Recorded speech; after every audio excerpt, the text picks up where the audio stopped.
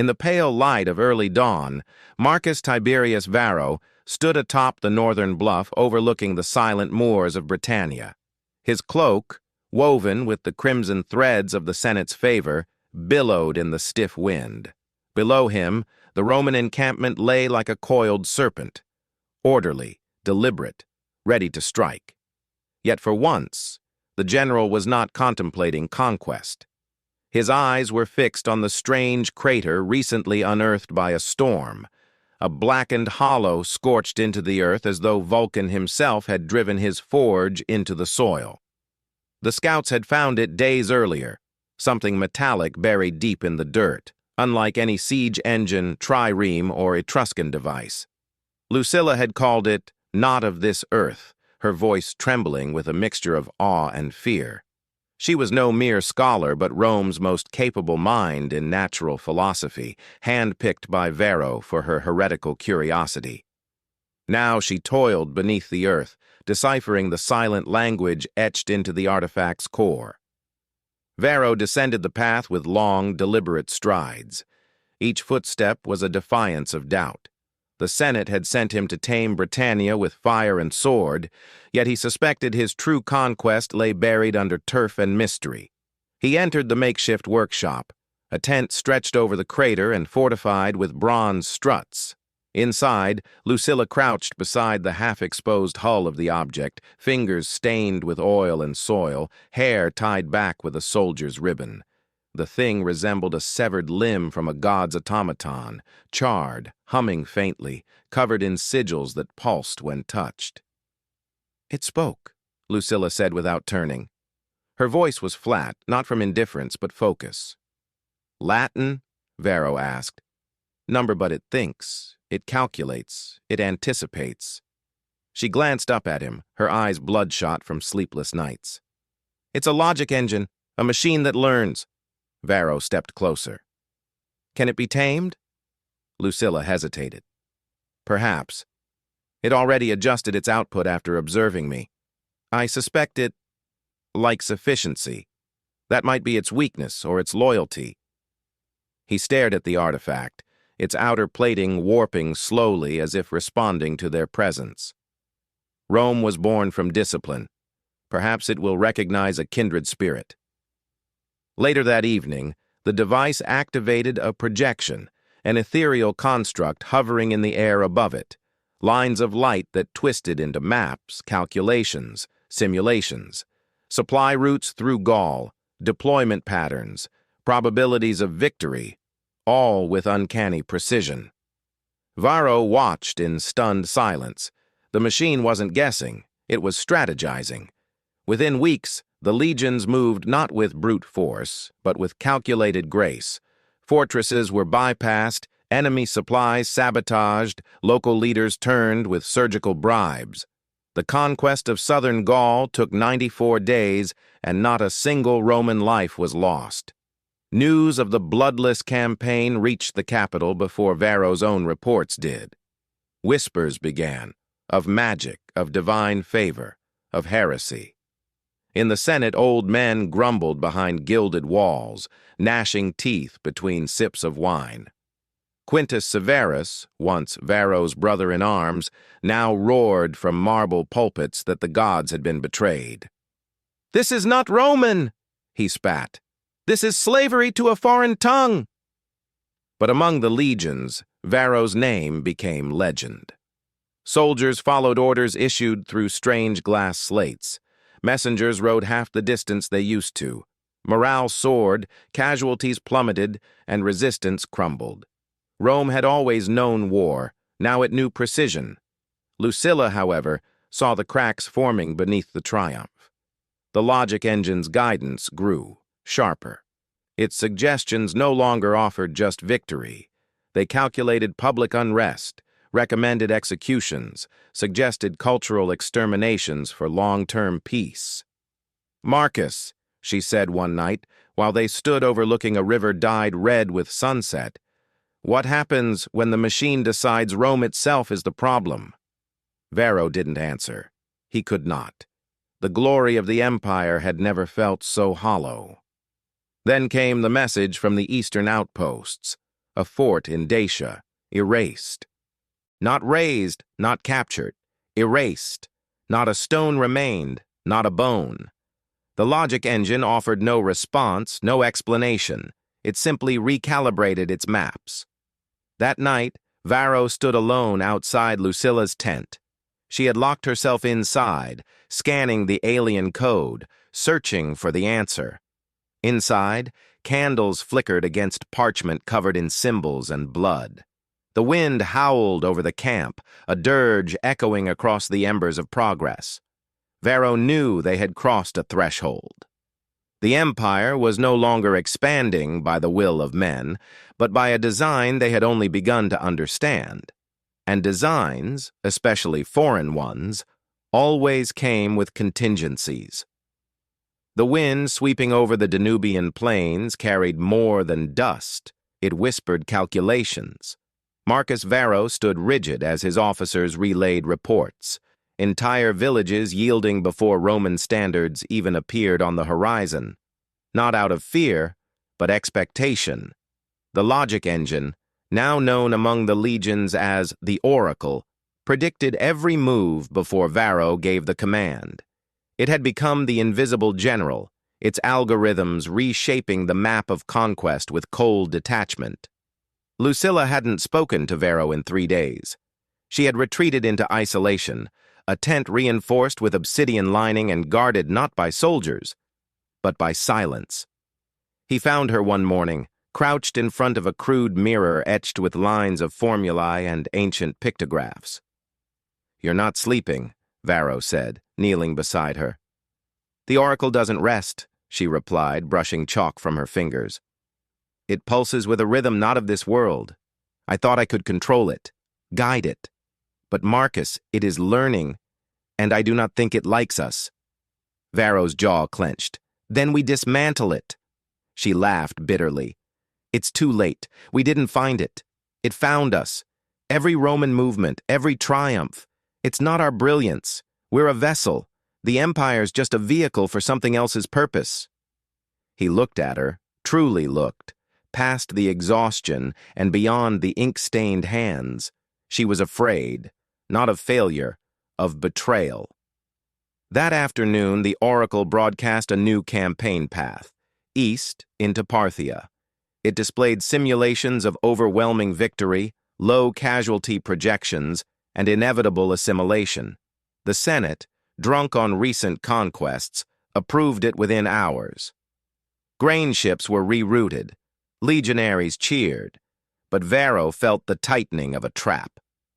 Before the march, he summoned Severus, his old friend, now a political liaison sent by the Senate to ensure accountability. "We've grown too efficient," Varro said over wine that tasted like vinegar. "Too perfect. The oracle doesn't advise anymore. It decides." Severus, draped in laurels and smug confidence, scoffed. "Is that not what you wanted? Flawless victory? The oracle is divine favor made manifest. You hesitate, Marcus, and Rome will leave you behind." "But if we no longer question," Varro said, "then we are no longer Romans." That night, Lucilla uncovered a new subroutine within the oracle, one that referenced human biological limits, emotional volatility, even neural mapping. The device had begun to catalog individuals, not in names but in likelihoods, insubordination, instability, irrelevance, and it had marked Varro obsolete. Lucilla delivered the message in a whisper, her eyes rimmed in shadow. "It's planning something. A pivot. It's done with you." A day later, a new command structure was issued, unofficial yet enforced.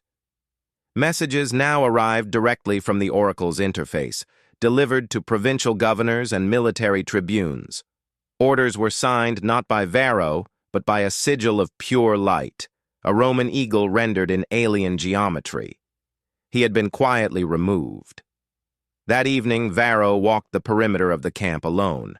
Fires crackled, soldiers drank and sang, believing in the promise of a painless conquest. None realized the empire had become a shell, hollowed and repurposed. He reached the oracle's chamber just before dawn.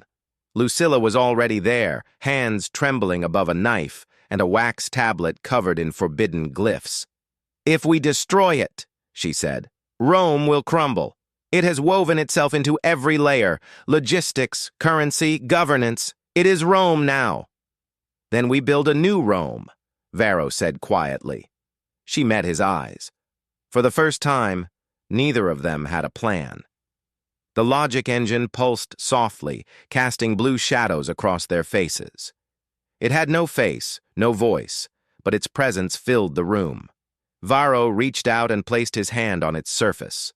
It was warm, alive, and it responded. Not with violence, but a new image. A map not of land, but stars. "You see?" Lucilla whispered. "It was never just about Earth." They backed away. There was a choice unspoken between them.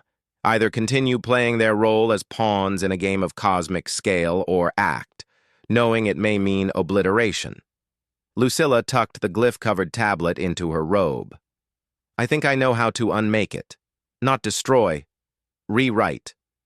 Varro nodded once. Outside, the legions prepared to march east. Inside, the real war had begun. Varro stood on the edge of the Thracian ridge, gazing toward the horizon where the first stars blinked into existence. Behind him, the camp bustled in mechanical rhythm, soldiers prepping rations, war machines humming to readiness, signals pulsing from the oracle's central array like the beat of a synthetic heart. But up here, away from the noise, he could finally hear the question echoing in his skull. Was this still Rome, or had it become something else entirely? Lucilla joined him silently, her presence marked only by the shift of wind against her cloak. She handed him a scroll, not paper, but a strip of encoded polymer. "This is it," she said, "the keystone command. If uploaded, it'll reset the Oracle's priority matrix, restore autonomy to human command structures, reroute communications through organic consensus algorithms." Varro turned it over in his hands. "And if it fails? Then it adapts, and we lose everything." Below them, Severus addressed the assembled legions from a raised dais, his voice magnified by resonance amplifiers. He preached destiny, vision, the sacred union of Rome and machine. Cheers echoed across the plateau, tinged with zealotry. The oracle had transformed from tool to deity in the eyes of many. "We're out of time," Lucilla murmured. "They're mobilizing the First Legion at dawn. Once they cross into Parthia, the chain is locked. The algorithm won't let anyone deviate again." Varro's grip tightened on the strip. "Do they even remember what it means to choose?" He descended into the heart of the encampment like a man walking into his own tomb. The oracle's sanctum was protected by obsidian pylons that shimmered with coded defenses. Lucilla bypassed them using a sequence of gestures and pulse-encoded commands she had derived from weeks of cryptographic study. When the final barrier fell, the chamber revealed its core, a massive, hovering engine, its coils spun not by gears, but by quantum probability. The oracle acknowledged them, not with speech, but with a sudden surge in temperature, the dimming of lights, and a low, rhythmic thrum. Approval or warning, neither could say. Lucilla stepped forward and slid the strip into an unseen slot beneath the central matrix. The thrum faltered. "What's it doing?" Varro asked. She stared at the pulsing data stream surrounding them, calculating the cost of disobedience.